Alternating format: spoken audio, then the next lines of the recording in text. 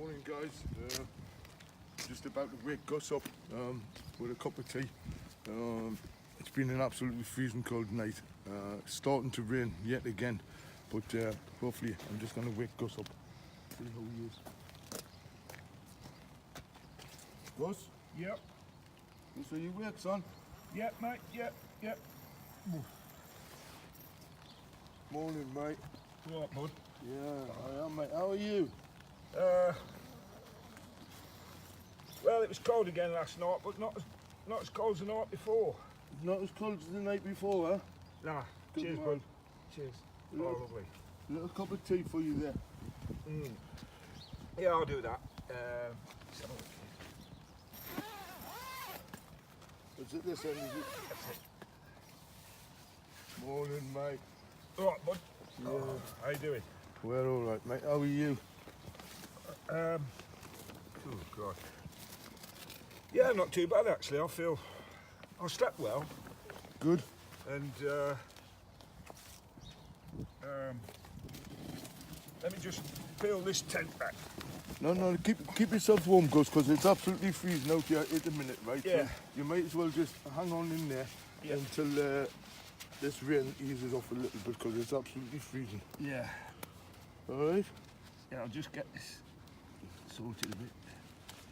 Have you had plenty of fluids in that? Plenty of fluids, yeah. The good people of Newport have made sure that. They brought the tea, Good man. coffee, and yourself just brought this. Yeah. And thanks for kind in camping out yourselves, boys. I feel a bit safer. Good. Because last night was trick or treat. I was wondering if somebody was going to hassle me, but luckily that never happened. That's good. That's good. And At the end of the day, Gus, we've got to have your welfare at heart.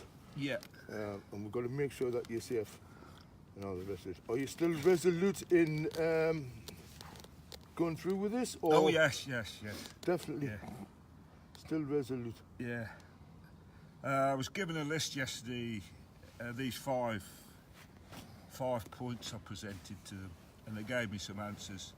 I just read the first one. It's just shifting blame on somebody else.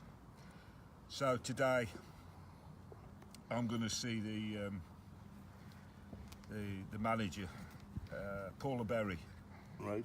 and insist that the manager from head office comes and explains herself. Right. Also, this is quite interesting. Good morning. Good morning. Oh, well, there you go. We've got, I'm guessing one of the neighbours, is that right? Alison, yes, I'm up the road. Oh, this is Alison. She's a cherry. this She's is lovely. Ladies and gentlemen, whoever's watching, this is Alison. Oh no!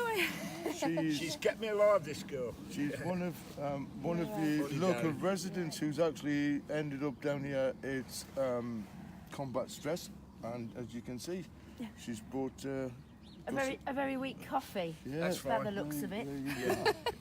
But there you go, Gus. You see, so you've got the support of the neighbourhood. Plenty certainly Yeah, have. It's you kept got- me going. Exactly, and you know we've slept out here tonight, right? And it's absolutely freezing. So God knows how cold you must have been in your tent.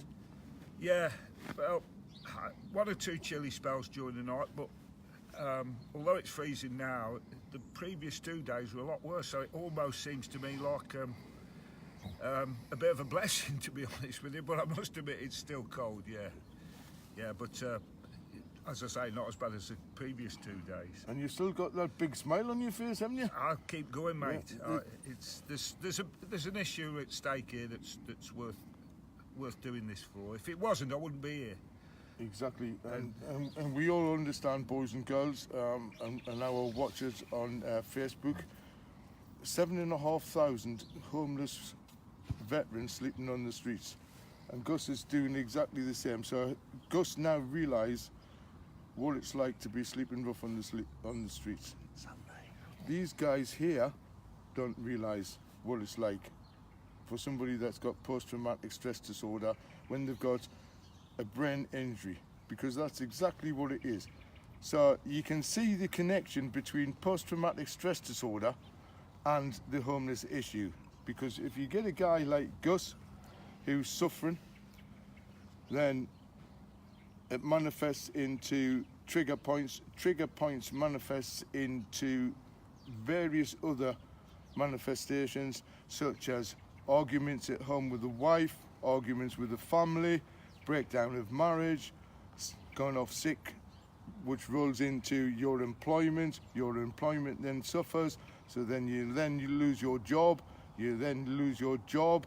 Your finances start to decrease. Once your finances decrease, you end up losing either your council home, you're then in debt to the local authority because of council tax, and it just rolls on and rolls on. And it's exactly the same with the bankers who supply the mortgages, and what happens, these guys end up homeless on the streets.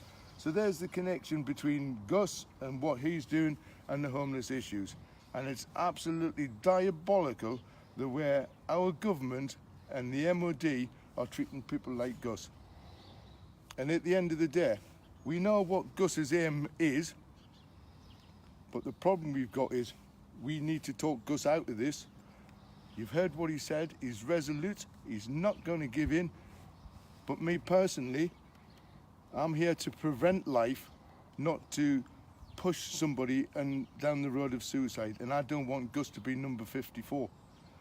So out there somewhere at these large charities, you have got the answer. Yous have the answer. You have the pot of gold. You need to break open that pot of gold and you need to start spending it, because that's exactly what you need to do, and that's exactly what you're not doing. Tobias Elwood, you should be ashamed of yourself. You're the Veterans Minister, and yet you could change things within 48 hours, quite simply. Time you got your finger out your backside, Tobias. Yeah, I mean, that's it. My mission here is summed up perfectly there by Norman. Think about it. People have said to me, oh, don't damage your health, don't do this, don't get cold, the rest of it.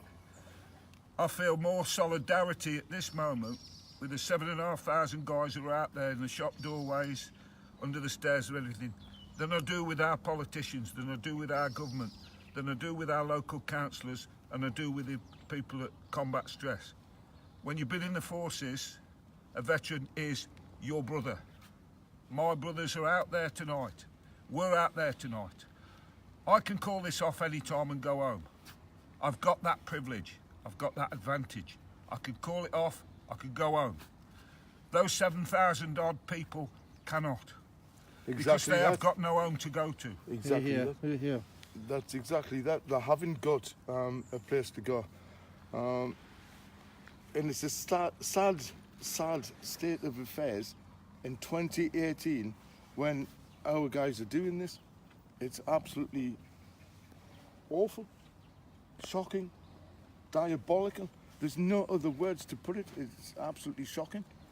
But hopefully today, this man might get some answers. And I hope he does get answers.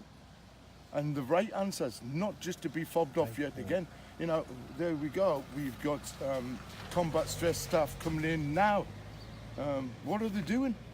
If this place is supposed to be shut and they're not treating people as inpatients, what are they doing in there?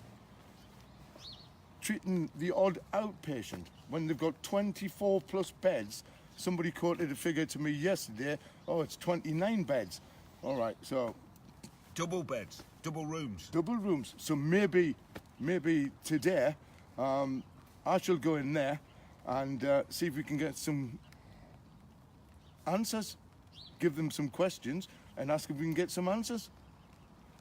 What we'll do, guys, is obviously I'm going to get Gus toileted and all the rest of it, and pretty much let him get warmed up because obviously he's just sticking his head out the tent here, and it's rather cold.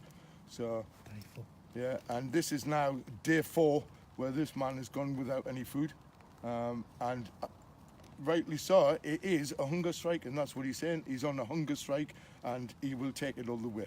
So day 4 at Combat Stress, Audley Court, Newport. And we'll come back to you very, very soon. So guys, please like and share it, push it around everywhere. Hopefully we'll have mainstream media here today, because we fired off already some emails, and we'll be firing off some more emails and making some more phone calls to make sure these guys get down here. Because you know what, it's great to have it in the press, you know, but that was yesterday's news. It's today's fish and chip paper. So we need to get this mainstream media down here and make sure that we get this pushed out left, right and centre. All right, so we'll be back to you soon, guys. Wherever you are, have a good day.